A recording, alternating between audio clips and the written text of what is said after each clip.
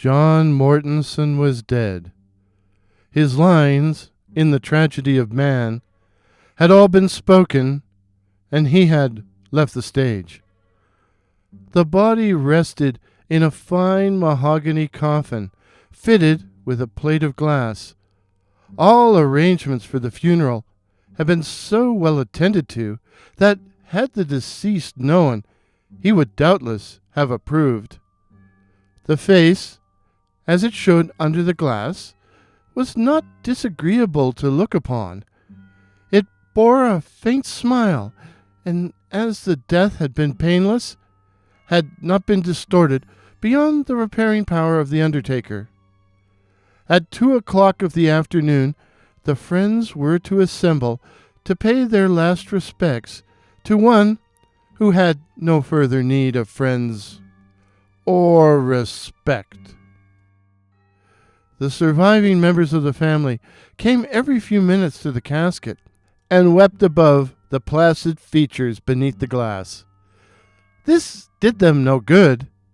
It did no good to John Mortenson, but in the presence of death, reason and philosophy are silent.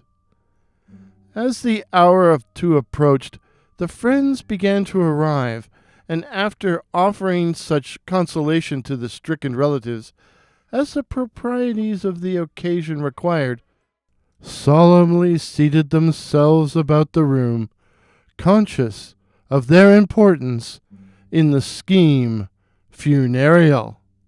Then the minister came, and his entrance was followed by that of the widow, whose lamentations filled the room.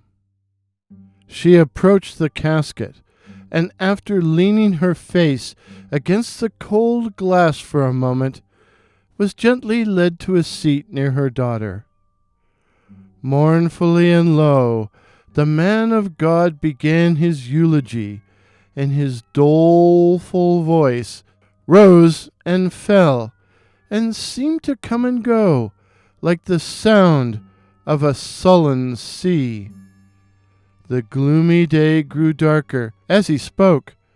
A curtain of cloud spread over the sky, and a few drops of rain fell audibly. It seemed as if all nature were weeping for John Mortenson.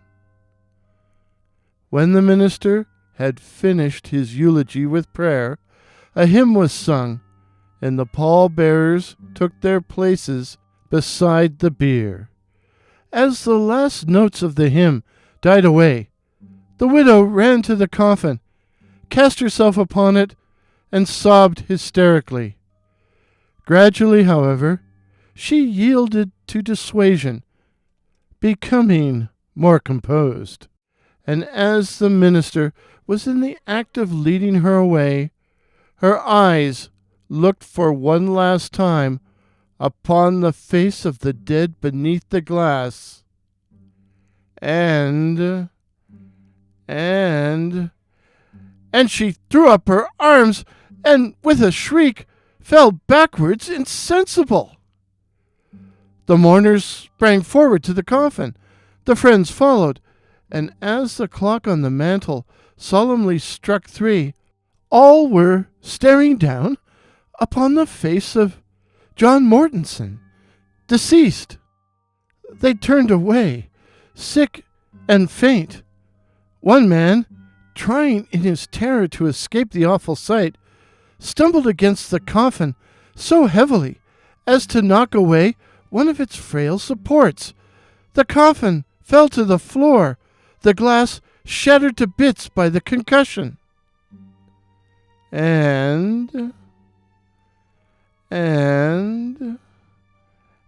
from the opening crawled John Mortenson's cat, which lazily leapt to the floor, sat up, tranquilly wiped its crimson muzzle with a forepaw, and then walked with dignity from the room.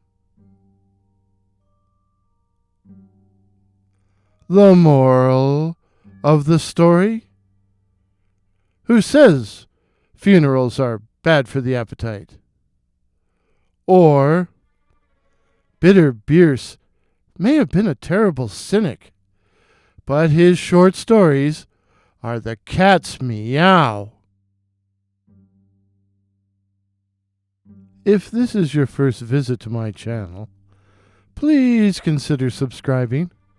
My name is Warren, and I tell classic ghost stories and original horror stories featuring such cryptids as the Night Floaters, werewolves, and the Black-Eyed Children. Please help me to reach my goal of 2,500 subs in 2022. Till midnight. Cheers. Pictures used in today's video, courtesy of Pix Here, that's PX Here, while the music was Ghost Processional, a perfect accompaniment to a classic ghost story. Ghost Processional by that patron of the internet, Kevin MacLeod. Thank you for listening.